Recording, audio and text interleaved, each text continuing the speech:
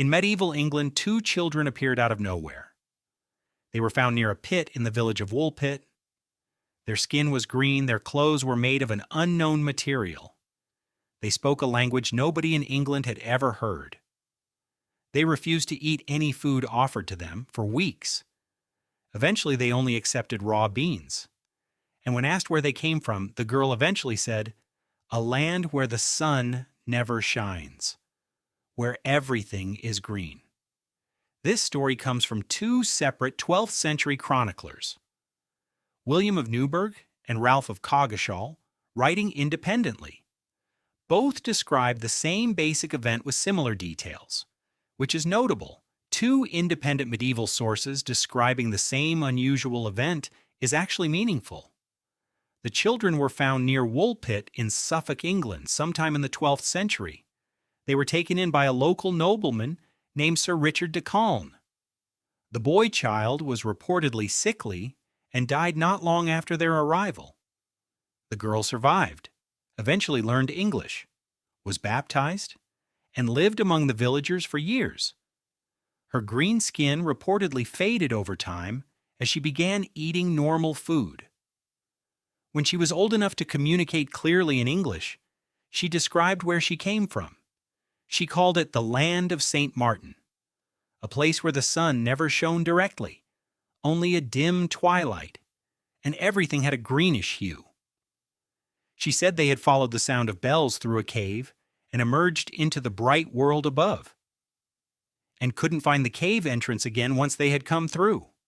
That's essentially all the information we have, from a girl who was there, and two medieval monks who wrote it down independently.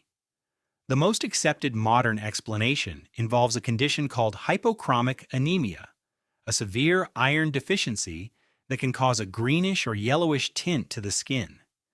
It's rare, but documented, and more common historically when diets were severely limited, which would explain why the girl's green color faded as she started eating a more varied diet. Their refusal to eat most food, followed by only accepting beans, also fits a pattern of extreme dietary restriction. If they had been raised on an extremely limited diet, other foods may have seemed genuinely alien to them. Their unknown language may have been Flemish, a language spoken by Flemish immigrants in medieval England. There were Flemish communities in East Anglia during this period. Their clothes, from an unknown material, may simply have been unfamiliar foreign fabric.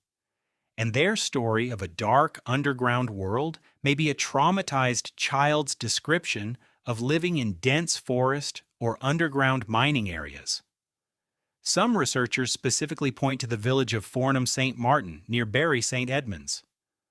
Children who had survived a massacre of Flemish immigrants in the area, lost and wandering, traumatized, malnourished, speaking a foreign language, and found by people who had no context for any of it. To 12th century English villagers, a malnourished green-skinned child speaking a foreign tongue would be genuinely inexplicable. The supernatural interpretation wasn't irrational. It was the only framework they had. The rational explanation is probably correct, but it's worth sitting with what the story reveals about its time. Two lost, starving foreign children, possibly survivors of violence, taken in, fed, taught, baptized, and eventually integrated into a community, despite being utterly incomprehensible to everyone around them. That's actually a more interesting story than the supernatural version in some ways. And the girl grew up, learned a new language, built a new life. Her name, according to some accounts, was Agnes. That detail and a real name, for a real person who survived something we still can't fully piece together, is quietly remarkable. She was remembered not for what she was, but for what happened to her. And for one chronicler who thought it was worth writing down. Without him, we'd have nothing. Two green children, a language nobody recognized, a land where the sun never shone, almost certainly explainable, but never fully explained. And somewhere, Agnes grew old and probably forgot most of it. If you want more stories history almost forgot to write down, subscribe. Next week, metal pipes found inside a mountain in China, from 150,000 years before metalworking existed.